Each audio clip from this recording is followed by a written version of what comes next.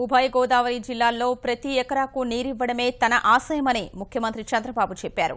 పోలవరం పూర్తయితే గోదావరి డెల్టాలో శాశ్వతంగా నీటి ఎద్దడి ఉండదని వెల్లడించారు. పురుషోత్తపట్నం ఎత్తిపోతల నిర్మాణ పనుల్ని పరిశీలించిన సీఎం పనుల ప్రగతిని అడిగి తెలుసుకున్నారు. పట్టిసీమ ద్వారా కృష్ణా డెల్టాలో 14 లక్షల ఎకరాల్లో పంటకు నీరిచ్చామని, అద్భుతమైన ఫలితాలొచ్చాయని సీఎం చెప్పారు. గోదావరి, కృష్ణా డెల్టాలకు ఈ ఏడాది జూన్లోనే నీరిచ్చామని, వరి నాట్లు ముమ్మరంగా సాగుతున్నాయన్నారు. పోలవరం పూర్తయ్యేలోపు పురుషోత్తపట్నం ఎత్తిపోతల ద్వారా 24 టీఎంసీల నీరు ఏలేరులో నిల్వ చేసుకుని పంటలకు, విశాఖ పారిశ్రామిక అవసరాలకు నీరందిస్తామని చెప్పారు. పట్టిసీమ, పురుషోత్తపట్నం నిర్మాణాల్ని అడ్డుకునేందుకు కొందరు ప్రజల్ని రెచ్చగొట్టారని, రైతులు అర్థం చేసుకుని పూర్తిగా సహకరించారని సీఎం చెప్పారు.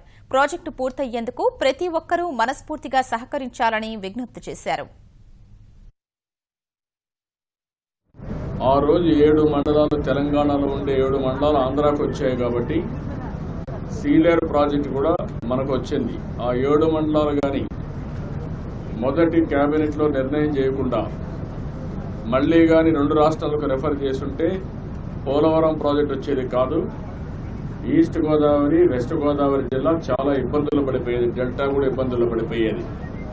Purushottapatnam 3500 cusecs of water lift చేస్తాం. ఇక్కడి నుంచి 1.6 కిలోమీటర్ వద్ద ఈ నీళ్లు తీసుకుపోయి అక్కడి నుంచి 50 కిలోమీటర్లు తీసుకెళ్లి అక్కడ 1400 క్యూసెక్స్ ఆఫ్ వాటర్ ఏలేరుకు లిఫ్ట్ చేయబోతున్నాం.